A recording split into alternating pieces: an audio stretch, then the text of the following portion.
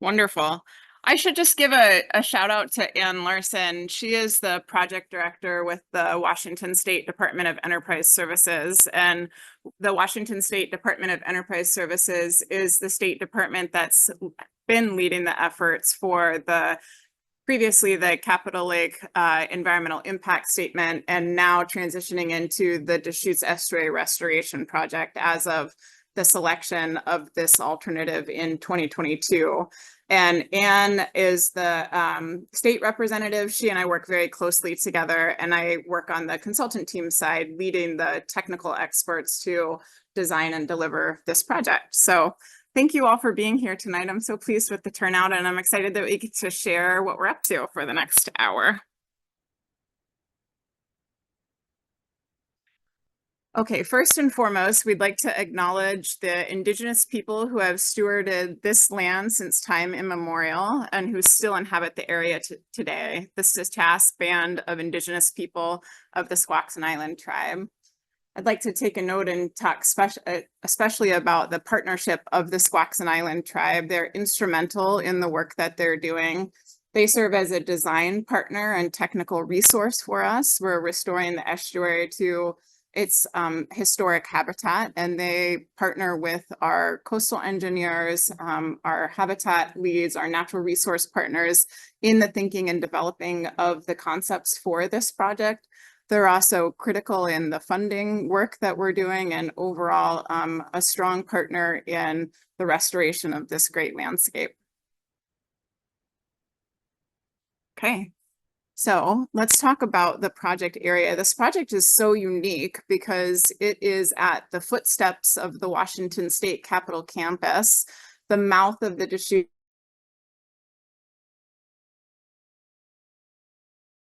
southern end of the Puget Sound. All of this area is within the usual and accustomed fishing grounds and stations of the Squaxin Island tribe, which means there's so much significance and geography that leads us into thinking about restoration of this place. The project extent is shown here on this slide. I'm just going to walk back and forth if folks are okay with that. Extending from the base of Tumwater Falls up to the existing Fifth Avenue Dam. That's a 2-mile project area. That whole 2 miles will be restored to its historic habitat. And then the effects of that will be felt into, and we'll talk about those benefits from the project in just a little bit. So the Deschutes Estuary, or present-day Capitol Lake, is the lower 260 acres of the Deschutes River watershed. The Deschutes River watershed covers approximately 270 square miles. And historically, in this area, fresh water from the Deschutes River would mix with salt water from Puget Sound. And what we're showing you here are historic maps of the Deschutes Estuary and the fill and the City of Olympia and the City of Olympia development over time. As part of the development of the City of Olympia, the Fifth Avenue Dam was constructed in the 1950s, between 1949 and 1951. And the purpose of that dam was to create a reflecting pool for the Washington State Capitol campus. The Capitol campus designers at that time suggested that water at the base of the Capitol campus could be a good reflecting opportunity for the Capitol dome. The dam was constructed. It does not serve any other purpose. So there's no electrical generation or other purpose provided by the dam. It is entirely a architectural and aesthetic feature. Since construction of the dam in the 1950s, there have been a range of environmental impairments that became increasingly significant, but were noticed as early as the 1950s and 60s. Water quality sampling, for example, started in the 1970s, just 2 decades after the dam was installed. And in 1985, the old historic swimming location in Capitol Lake was closed due to water quality impairment. So we've been seeing a progression of issues as a result of the artificial system that was constructed by this dam. Some of the other issues that we see today are related to sediment management. So approximately 35,000 cubic yards of sediment are transported by the Deschutes River every year.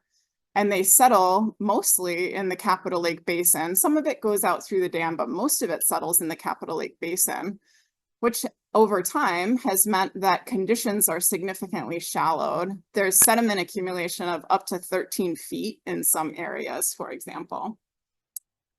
Also, there are over a dozen invasive species, aquatic invasive species, that persist in the Capitol Lake today. And in 2009, the New Zealand mud snail was discovered, and that caused closure of the water body to all active public uses, which is just a shame to think about a 2-mile project area located right in an urban center that can't be accessed and enjoyed by the community or by the tribe as a result of freshwater invasive species that really shouldn't exist in this environment at all.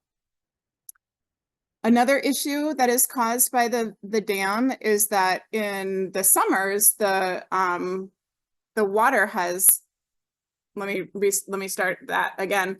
The water in the Deschutes River has a high nutrient content. And in the summer, those nutrients create dense aquatic plants.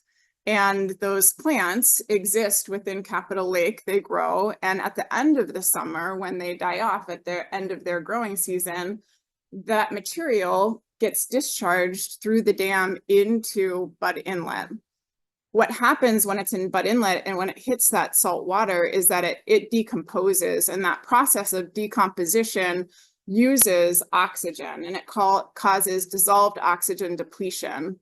And oxygen in water is really important for fish and other aquatic life. And so what the Department of Ecology has shown is that by removing the dam, we remove the human-caused oxygen depletion that's occurring in West Bay.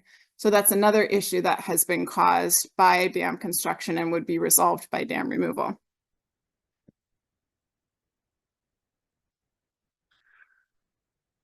When we think about dam removal, though, we have to acknowledge the significant community environment that has really built up and progressed over time, along with the conditions that have existed over the last 75 years since 1950 is when the dam was constructed. This area is significant to the community. We think about Capitol Lake Fair and the summer events and marathons that happen around Capitol Lake. We think about the maritime environment that has continued to flourish downstream of the dam. We think about the tribal uses and the significance of this space to our tribal ancestors. And we think about this being part of the Washington State Capitol campus. And so part of the work of our team as we are heading into a transition of this landscape is to acknowledge these uses and the importance of this space to all of the community and to integrate their stories into the future landscape. One of the things that is also so unique about this project is, as we know it, it is thought to be the largest estuary restoration project in an urban setting in the United States. So just resting on that for a second, thinking about the complexity of restoring a natural environment right in a downtown urban center and how we work through that relative to balancing habitat design needs and community design needs. And I'll talk about that in just a couple seconds. Okay, so what's the plan for restoration? What you're seeing on the screen here is a conceptual overview. So this is at about a 15% design level. These are drawings from our team, which is comprised of restoration engineers, coastal engineers, civil engineers, structural engineers. We have fisheries biologists, ecologists, cultural resource consultants, permitting specialists, planners. It really takes a large interdisciplinary technical team to deliver a project like this. But I'm going to go over some of the key features of what's included in estuary restoration and what's not. So the first thing that we will do is start with construction of a new Fifth Avenue bridge. And what you'll see here on this slide is a visualization of the proposed design for the new Fifth Avenue structure. The reason why we need to construct a new bridge is because we're proposing to construct the new bridge just south of the existing dam. So that allows us to construct the new bridge while the community is still using the existing bridge that sits on top of the dam. That helps us to avoid a major impact to traffic and emergency services that use the Fifth Avenue corridor for an extended period of time. So we can keep that Fifth Avenue corridor open while we're constructing this new bridge to the south. Also, during construction, we will dredge. We'll have a significant dredging event to reestablish the main channel and the side channels of the historic Deschutes Estuary. So that's what's generally shown here in blue. That's about 500,000 cubic yards of material, or 50,000 dump trucks worth of material that will be dredged during this effort.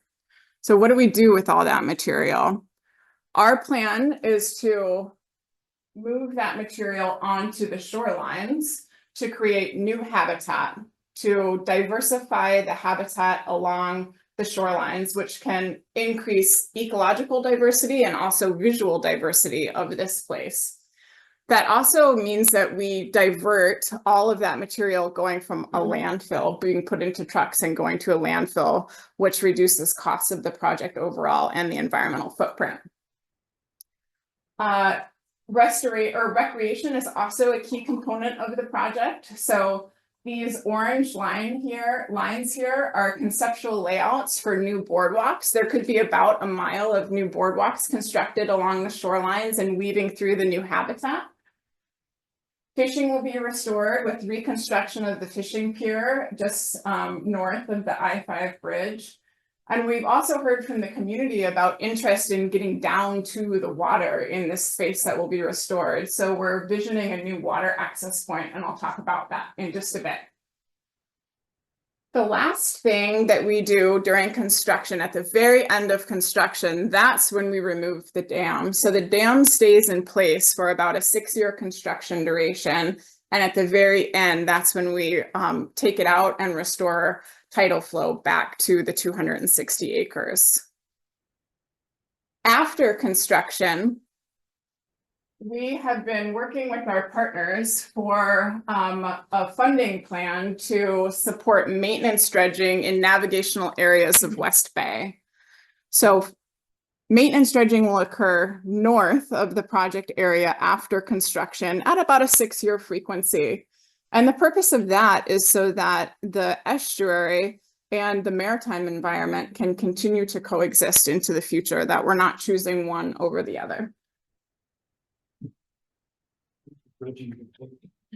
That dredged material, we got a question about where the dredged material will be taken to, and the dredged material that will from the maintenance dredging events in the future is expected to be clean based on current sediment sampling, and so that can be taken to in-water disposal near the Anderson-Ketron area. Okay, so let's go through some more nitty-gritty on the design. So we have used the historic aerial imagery to support the beginning stages of our restoration design. And this is really important as a starting point for us because we want to really understand what did the river want to do in the past, because that's what the river is going to want to do in the future. So this is actually sketch line work of our restoration engineer. And she's sketching out the main path of the channel. and side channels that she's seeing form. We use this along with a numerical computer model to continue to advance our design as we're bringing it through the design stages. And using that historical imagery and working with our computer model, this is the conceptual habitat design that we delivered to the state in summer of this year. So I'll go through some of the features here. What you're seeing in this color coding here are the different habitat types that we are planning to construct for as part of the estuary restoration.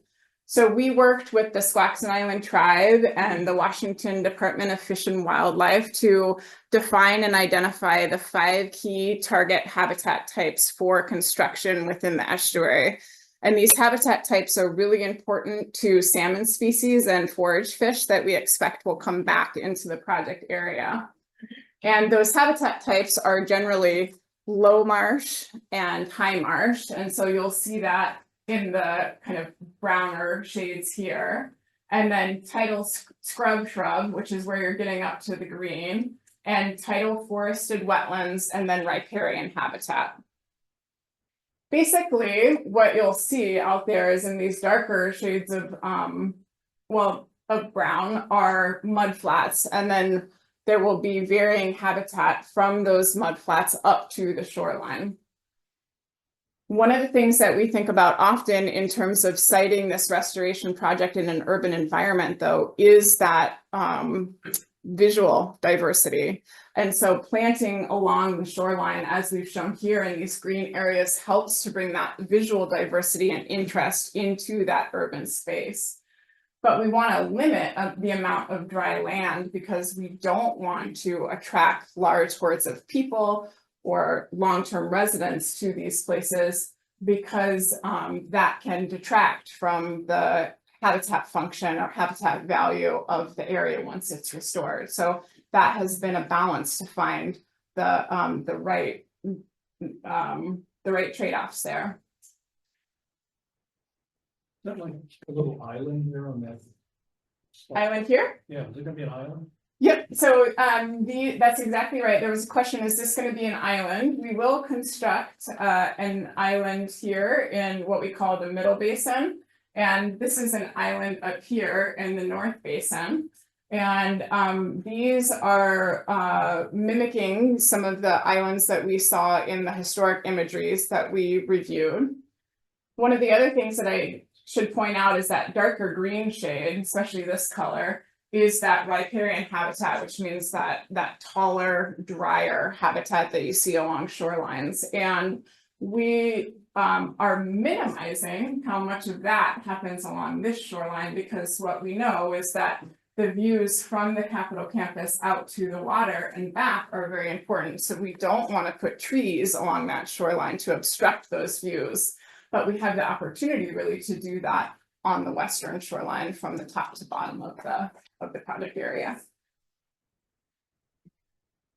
Okay, so this is a cross section. River's over here, and Deschutes Parkway is over here. And what this is showing is the existing grade here and the proposed grade on top. So this is showing that concept that I described, where we will dredge the material from the main channel and we'll place it along the shorelines. So we're going to be building up the grade along the shorelines. But one of the things that you are probably taking note of is, wow, that's actually pretty flat. And we designed flat slopes like that for a very specific reason.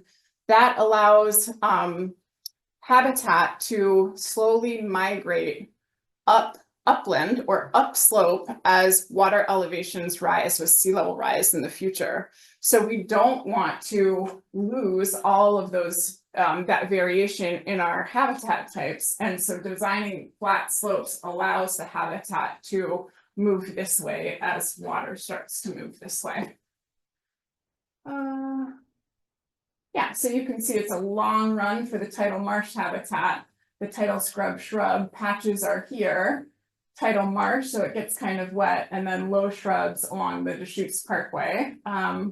And then we've got the proposed boardwalk in here, and our goal is to really have those proposed boardwalks lead in and out of the different habitat types throughout the Middle Basin. So in that plan view that I was showing just 2 slides ago, those darker green areas would look more like this along the Deschutes Parkway. So there are fewer of these areas, but they're really important for birds and other species that contribute to the overall estuarine environment.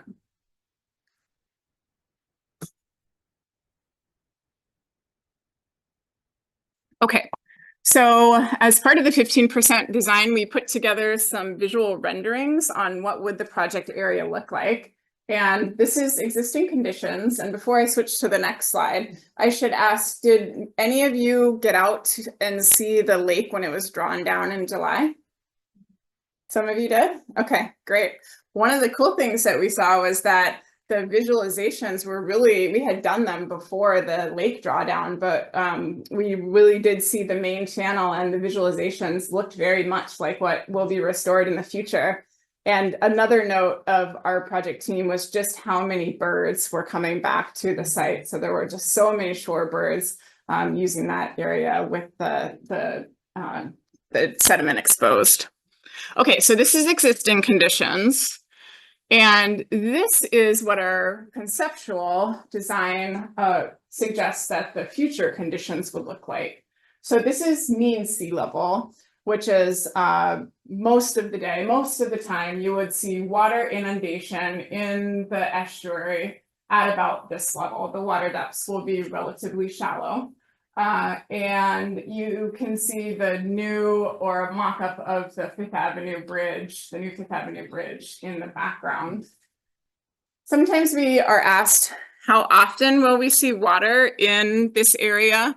There will always be water in the main channel because that's the river moving down, but otherwise, outside of the main channel, about 80% of the time, there will be some level of water based on inundation curves that we've evaluated.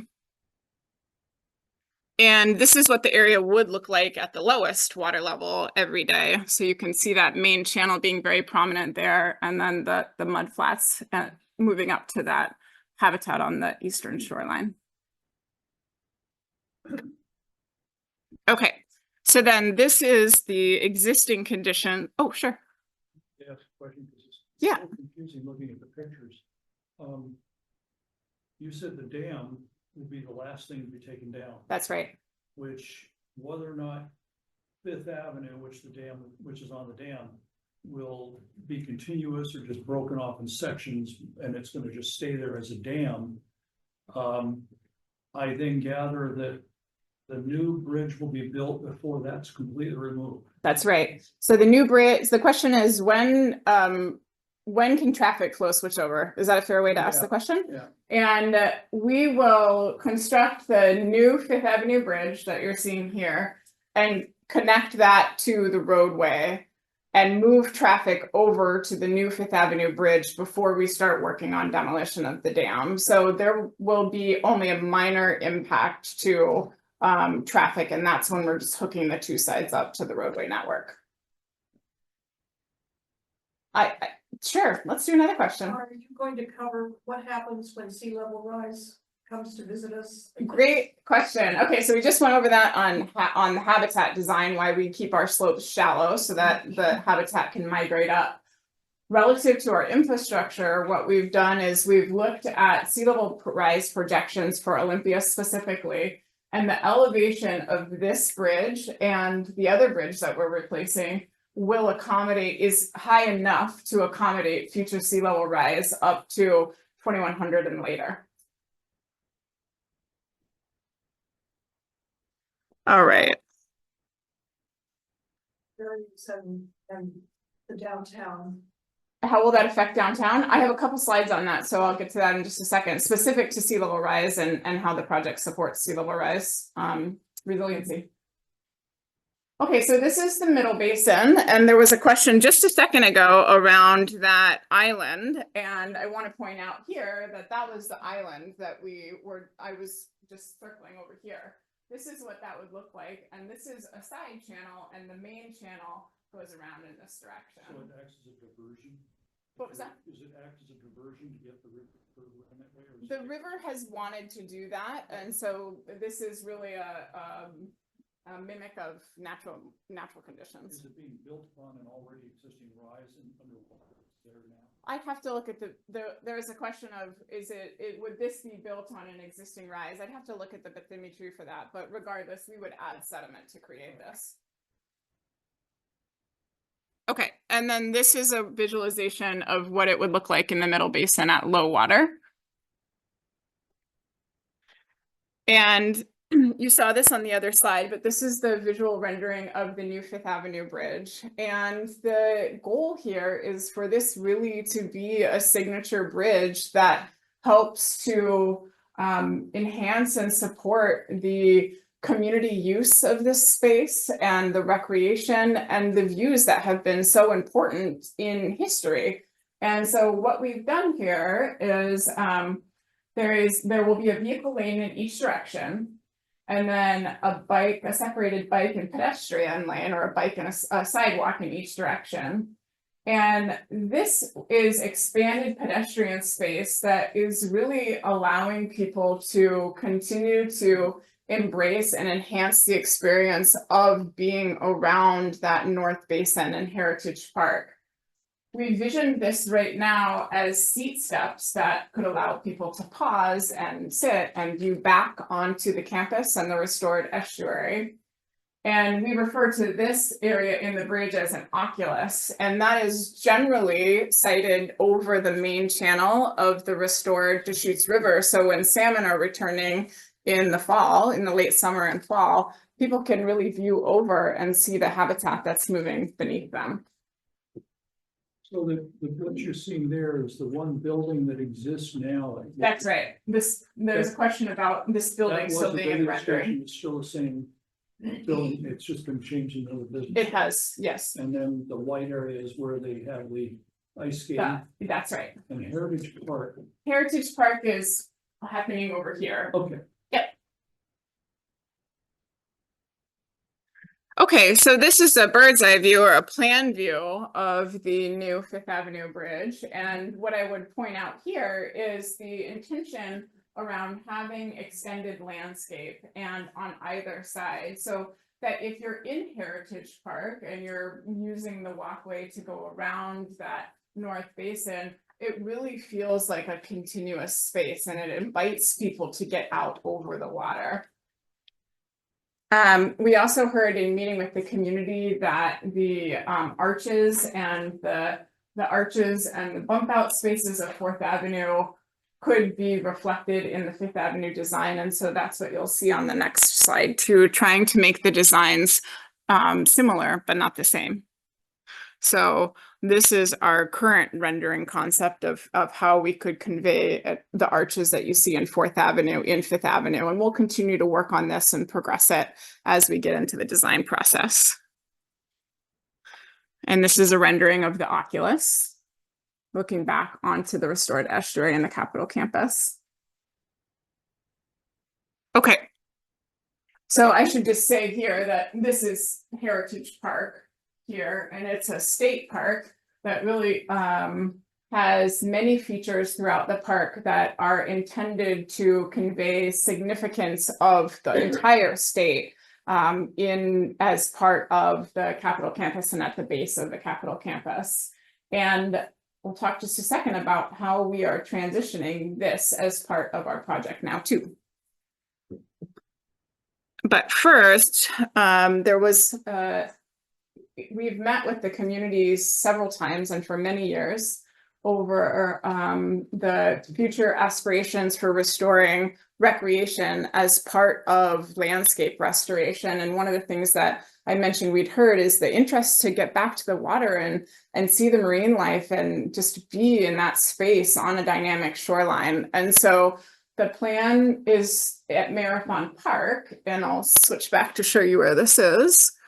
This is Marathon Park here. The plan is to provide a water access opportunity that is relatively informal at along the shoreline of Marathon Park. And so this will be muddy, this will be like being in a Puget Sound estuary, but we'll enhance the surface so that you can walk out there with your extra tufts on or with a hand carried vessel if you're so inclined. Okay, so let's transition now to sea level rise, how this project supports sea level rise resiliency in the city of Olympia. At the top of the talk, I mentioned that the city of Olympia, much of it is built on fill. And the city of Olympia is particularly susceptible to sea level rise for a couple of reasons. One, because of it being largely built on fill, it's subsiding at about 1 inch per decade. So that means it's sinking into the ground. And it's at the bottom of the Puget Sound. So it's got some of the biggest tidal swings in the state. And what we see today, we all have experienced this, is that when there are large storm events, that there's flooding in downtown Olympia.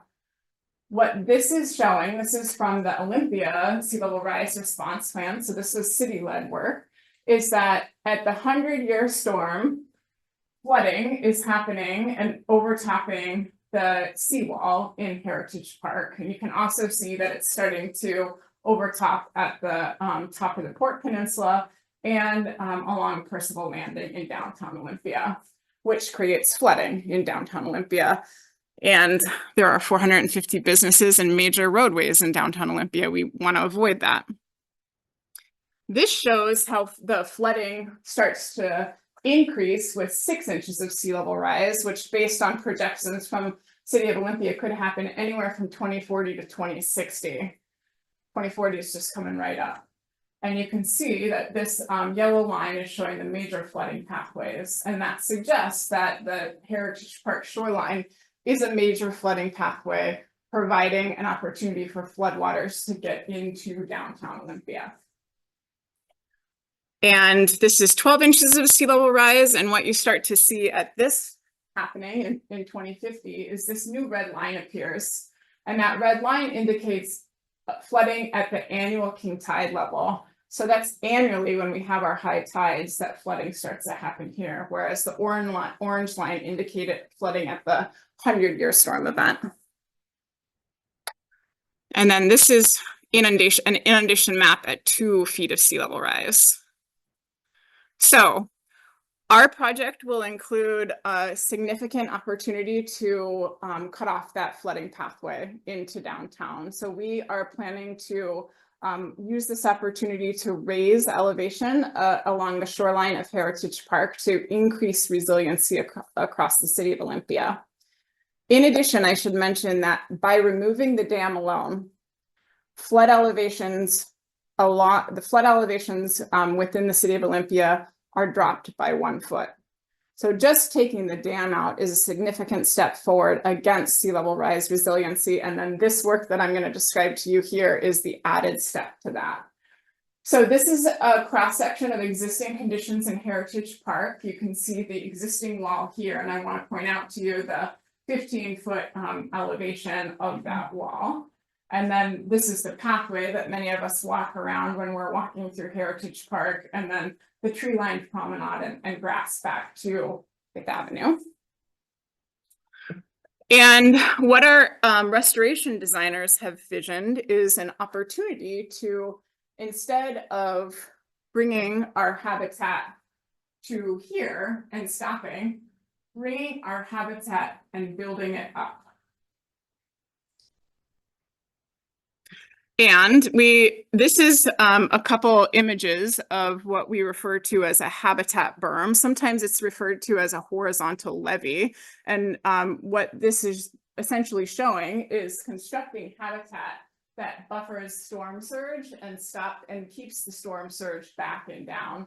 And when we increase the elevation, we get that added elevation against the rising sea level. I'll talk about that in just a second.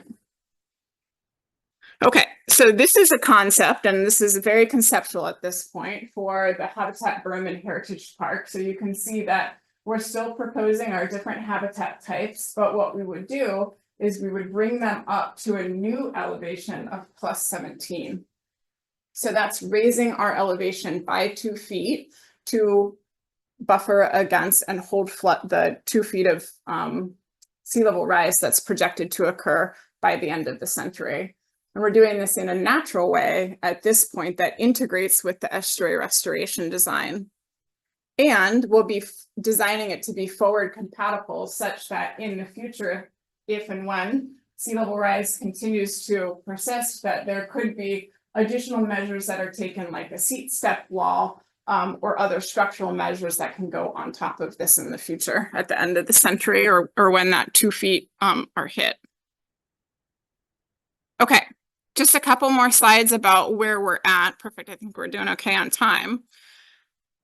So at the end of 2024, just very recently, we delivered our 30% design to the state, and that is design of all project components that we've gone over today. And what this image shows you is that at each of the design levels, so moving into 30%, but then also at the beginning of conceptual design, we have met with design partners and other stakeholders to solicit input that influences the design so that it's a community supported and durable design when it's done. So we've met with the Squaxin Island Tribe and Department of Fish and Wildlife in design meetings to solicit their input on restoration design. We meet with the city of Olympia for them to review the Fifth Avenue Bridge design. We also work with them on the stormwater design and the habitat and sea level rise resiliency design. The city of Tumwater will have new boardwalks in the South Basin, so we've met with them about the design of that. And then we've assembled a community sounding board and met with adjacent residential property owners to talk about community use of the space after it's constructed. We did that again, as I mentioned, the beginning of conceptual design and at the beginning of 30% design, and our plan is to do that again in 2025 as we work through 60% design. By the end of 2025, we'll have 60% design complete, and one of the most exciting updates of the year is that the state has just selected a contractor, a general contractor construction manager, to join our team, and they will be part of the process to get to 60% design by the end of the year. And then design, our goal is to be complete fully by the end of next year, by the end of 2026. That would allow us to start construction as soon as 2027, and then it's a 6-year construction duration. Of course, this whole schedule is pending funding, project funding, and so we're actively pursuing funding from several grant sources, from the legislature and from direct congressional appropriations.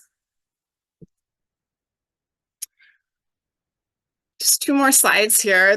This slide is an image that really shows how this project integrates with other regional projects in the area. So roughly shown in green is the estuary restoration.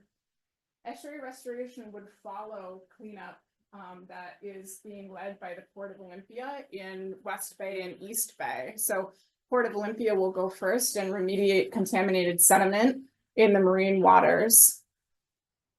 Deschutes Estuary would be constructed after that and also include sea level rise resiliency measures.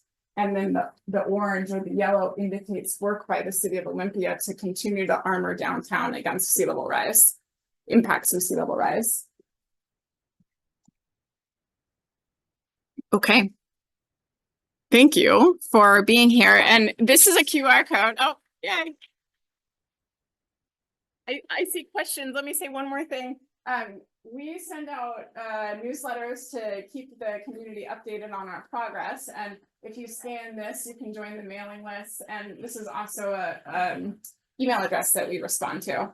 And I'm happy to take questions now. Here first and then there next. I wonder what the saltwater bridge would look like. Yes. When that's constructed, how far up is it going to be? Yep. What would the solidity be? The question is, how far does the saltwater wedge travel upstream when we remove the dam? And the answer to that is basically to the falls, all the way 2 miles up to the falls. Of course, the closer you are to marine waters, the higher salinity levels, and then salinity levels reduce as you get farther away from marine waters and more of an input of the river, but the salinity does travel all the way up to the South Basin. And then in the back, and then there next. How do you eradicate the vegan? How do I navigate what? How do you eradicate? The New Zealand mud snail? How do we eradicate the New Zealand mud snail? Okay, that's a good question. At the top, I said that there are about a dozen aquatic invasive species in the project area. Two of them, or of those, only two will persist after saltwater is reintroduced. So saltwater will mostly eradicate the invasive species. The New Zealand mud snail is one of them that have tolerance to saltwater though. And the New Zealand mud snail has existed in Capitol Lake since 2009. And it hangs on to debris and travels through the dam in high flow events. So if it's on a stick or a log that gets mobilized in a big storm event and goes into West Bay, over the 15, 16 years of that happening, we haven't seen a population established in West Bay.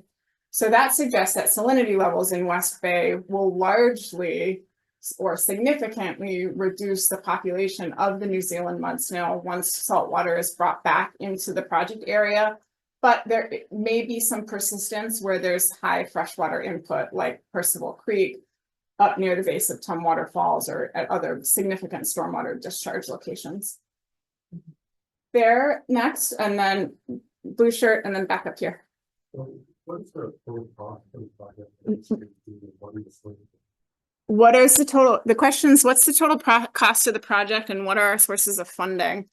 We look at cost in several different ways, but right now we're working on design and permitting funding. So that's what we call planning or design level costs. The total cost of the planning and design is about 26 million.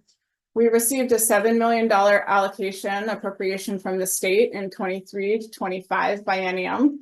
And since then, we've obtained $9 million in other funding sources. About 6 of those is from a grant from NOAA. 2 of those are from the climate, 2 million of those are from the Climate Commitment Act. And then we received a $1 million award from the National Fish and Wildlife Foundation for the sea level rise resiliency work. So we're pursuing additional funding from grant sources and the state. And for construction, the current estimate is about 350 million, excuse me. And we're pursuing state funds, congressional funds, and grant funds for that. Sorry. I think we're going there next. Yeah. And then there, and then we'll go over here.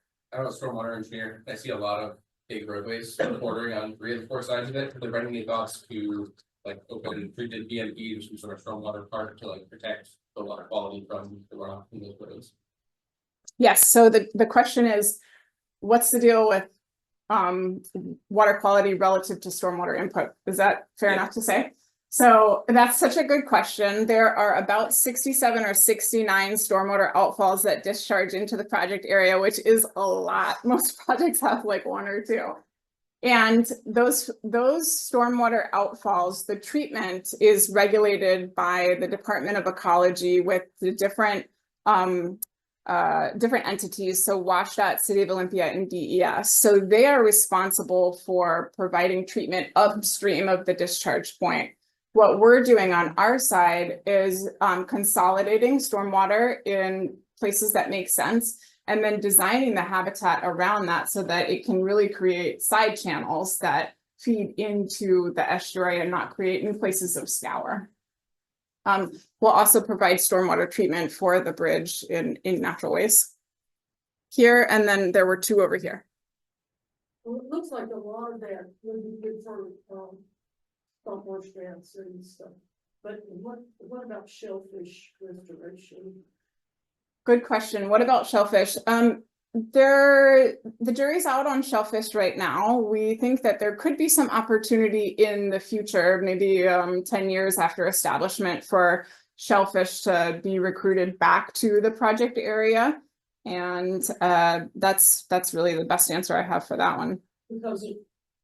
Because of the sediment. Was named for the city of Olympia. Yeah, they are the only natural oyster species in Washington state, so it would be great to see them come back into the tidal flats, and we're just thinking about whether the habitat will support that in the sandy environment in the estuary.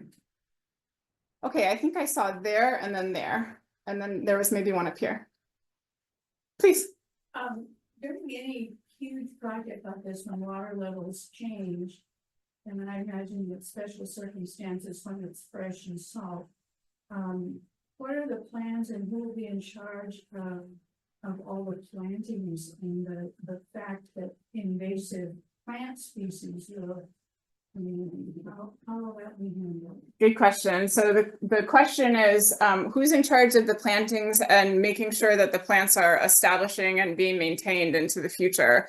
So the planting will primarily occur during construction, and the plant monitoring will happen in a couple of ways. The first is that the environmental permits that we get require a plant establishment and monitoring period, typically for about 10 years after construction. So those are common state requirements from WDFW. And so we have to ensure survivability and a removal of invasive species to comply with the permits. After that, there's been some interest by the Squaxin Island tribe or community for long-term stewardship of this space, and that's something that we'll continue to work through as we progress on the project. Thank you. Absolutely. Let's go there and then up here. And several, so you might have to come back to, but how are you gonna mitigate for recreation during construction? There's people can use the lake, walking around. How are we going to mitigate for impacts to recreation during construction? Our goal is to make sure that people can walk around the north basin of the lakes at all times during construction. We know that trail is very important. We've heard that from the community, so that's our current target. Bridge, so you can stand in earthquake. The bridge will be built to current seismic code to withstand an earthquake, yes. Did I see a hand here? No, okay. Oh, okay, let's go there and then there and then there. What kind of environmental documentation is there? Is there SEPA involved or NEPA? What's the schedule for those? Yes.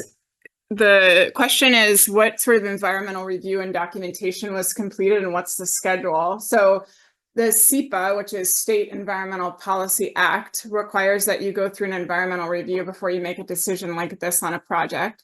And that happened between 2018 and 2022. And it concluded with the recommendation that estuary restoration is the right approach for long-term management of this water body.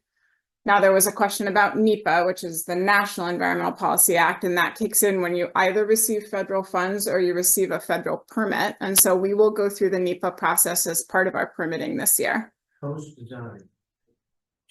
What was that? Post-design, 100% design. No. During the this year, using the SEPA analysis, and during this year as we're going through the permitting process. Started setting the moving forward. Yes, not after. Yep, good clarification. And then back there and then over here. Yeah, dredging, you're going to have some windows of opportunity because of the impacts, possibly the returning of the Chinook or the downstream migrants. That's right. Has that been addressed as far as timing? Yes, the question is, how do we avoid impacts to fish during dredging? And we will have in-water work windows that allow us that give us the times when we can dredge, which means that the juvenile fish or returning fish generally aren't there. And then times where we really need to be avoiding work in the water. And so we'll have two work windows where or two windows where we're not in the water at all, or in the main channel. And we've negotiated those with the tribe and Department of Fish and Wildlife. It's likely that those will be extended, though, given the ability to draw the lake down and the need to work along the shoreline in areas that are dry when you draw the lake down. Wouldn't impact. Yep. And then here. Yeah, you said the Fifth Avenue Bridge was being built. with predicted sea level rises in mind at the 2100. Yep. What's the prediction for the Fourth Avenue Bridge? Oh, that's not my project. The Fourth Avenue Bridge was reconstructed after the Nisqually earthquake. So it was constructed in after 2001. I think it was 2003 maybe when it was done. And so it will, I'm sure, be approaching the end of its design life, but I can't necessarily speak to that. But I can say one of the big differences is that you see here, this is tall. The bridge is climbing up to meet a very tall landing surface at the top of the hill. So this half of the bridge is higher than ours, and so we're really bringing ours up to be proactive about sea level rise, which means that we actually have to put some fill here to along the Deschutes Parkway to meet that higher landing target. It seems to me that all that you talked about, which is wonderful to me, but that what you're doing is you're taking someone who's seriously ill, take them to the hospital, they go through surgery, they recover there and go home, and finally they get back to work. But it really is quite a long time before they feel completely normal. And this, when the whole project's done, there's a lot of little things that still have to settle out, and there's nothing you can do except to let it become normal and naturalize to its own form, and which is always going to change a little bit anyhow, because it's a river. Yes. I can talk about that a little bit more. So I'm not sure how to restate that question, but there was basically a statement in there that it takes a long time for us to pick up that dredged material and then be able to grade it in the way that we're proposing. And how do we do that? And our engineers are working through that now with the contractor, and so the specific method is to be determined. But what we will do is dredge the main channel of the river, that's the 500,000 cubic yards, and put it along the shoreline. But that dredge, when we suction dredge it, which is like, a big 12 or 24 inch, kind of like a vacuum, that creates a lot of slurry. It's about 80% water, 20% solids, or 70-30, depending on the method. That means all of that water has to settle out and the sediment has to settle. So we'll create and construct containment areas along the shoreline and pump that dredged material to those containment areas, allowing the sediment to settle to the bottom and allowing the water to go off slowly on the top when it's not turbid anymore. And that process of settlement takes many years. And once it has settled and the water has been removed, we will potentially likely grade in some material to additionally stabilize it, and then grade it to the habitat grades that we're targeting. And then planting will also support the long-term stability. What I was going to add, it seems to be being a lot of silt. You have to mix it with some rock to stabilize it more. Depending on the construction method, and that's our current, we're looking at whether we do or want to mix some rock in there or not, and that's something that we'll be working through with our contractor this year. Back here.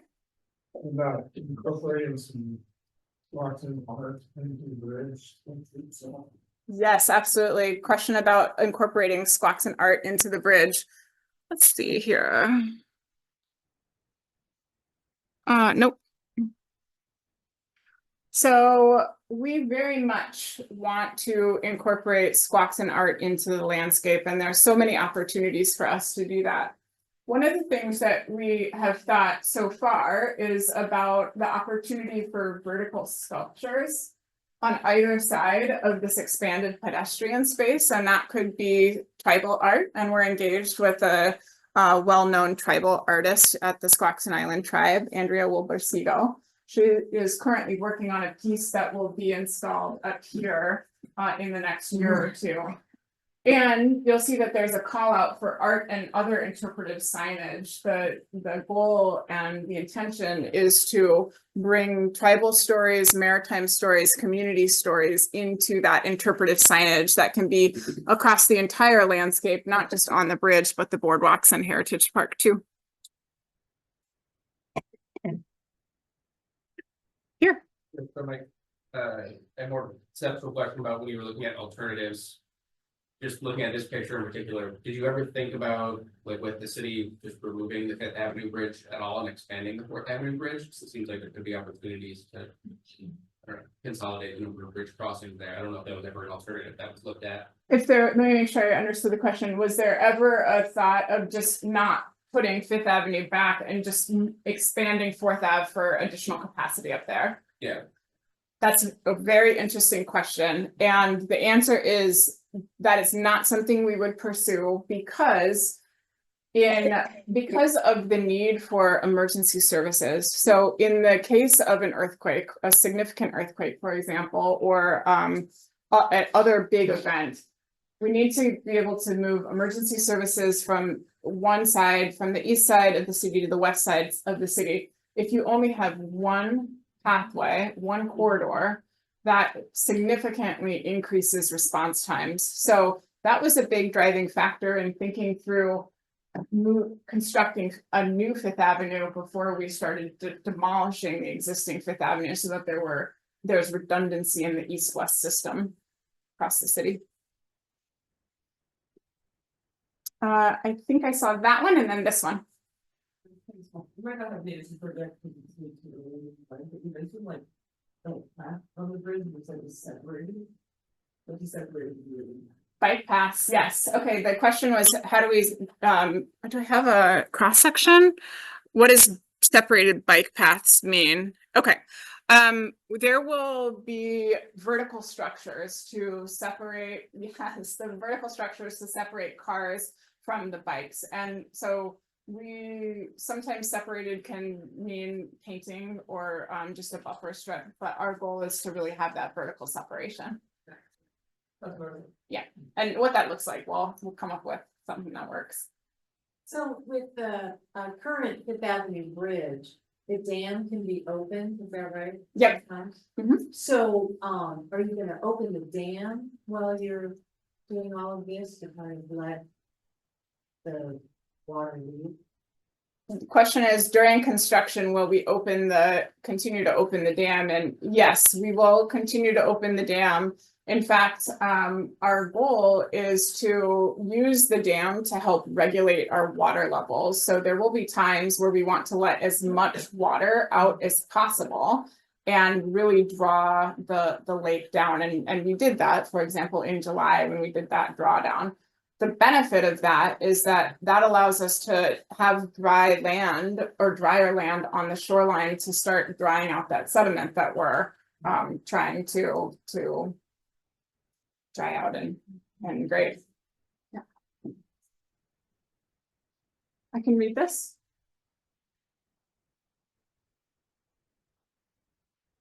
Okay. Okay. The question is, tell us a little bit more about the contractor. Is that a fair summary? Okay, I can read it. You claim to have selected a contractor. May we hear their name and their previous experience with this type of project? So the name of the contractor is Kramer and Orion.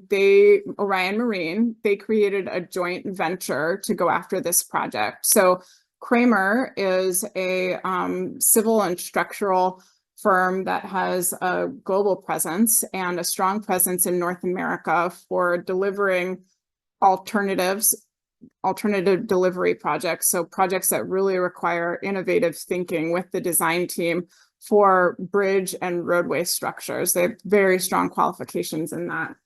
And Orion Marine Group brings the specialty qualifications all around dredging and habitat construction and the in-water work.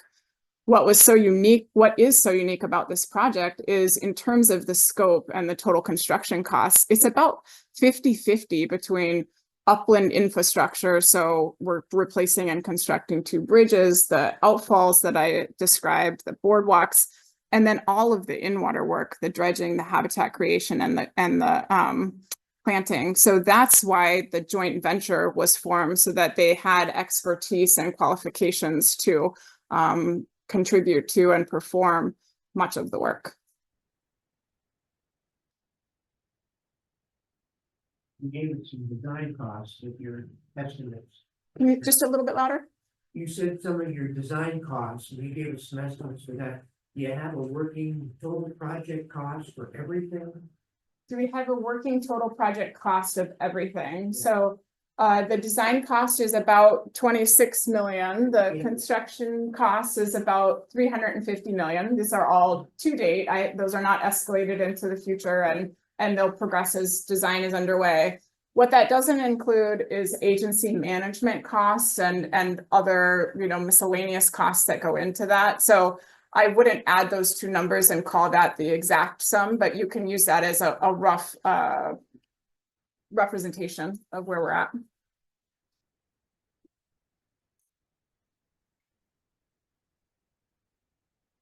And one of the pictures back there, where we get the overall view of the lake from above. Right now, forward. Forward. No, just Back. back more. Back. Now we go to bridge after this one. Right. Okay. If you come back a little more, you drive along the road that goes along the lake. Deschutes Parkway. Yeah, the shoot part, thank you. And there's a body of water off to the right. This is, I can't remember. Yep, the street. Percival Cove. Yep. Is that cove going to continue to exist? It would look like one of the drawings it would. Yes, exactly. Let's go to that How drawing. does the water get in there? Is it pretty much the same level and just channel some of the water in there? Yeah. So the question is, will this cove continue to exist? And the answer is yes. This is Percival Cove here, and this is Percival Creek, and this is really important to the habitat value of the project overall. There's a historic and native fish run, coho, up Percival Creek.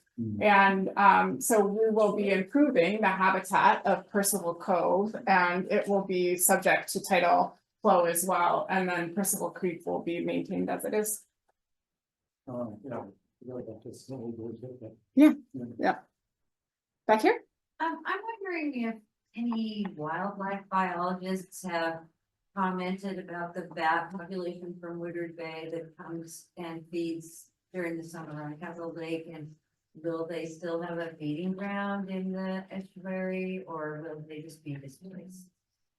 The question is, what could the potential impacts of the estuary transition be to the Woodard Bay bat colony? And so for locals, or many of us that have seen in the summer, especially, the bats come out and feed on the insects that are produced and using Capitol Lake. And the question is the answer is that there is little science on whether the bats will transition in their diet to insects that will associate with the estuary, or whether they will find new feeding grounds. The Woodard Bay colony is very unique, and these bats typically like large freshwater bodies to feed over and feed from, but there just really isn't that much data out there. So we had initial conversations with the Washington Department of Fish and Wildlife during the environmental review, and we'll pick that back up during the permitting process. Hard to say. Thank you, everyone, for your wonderful questions. Thank you.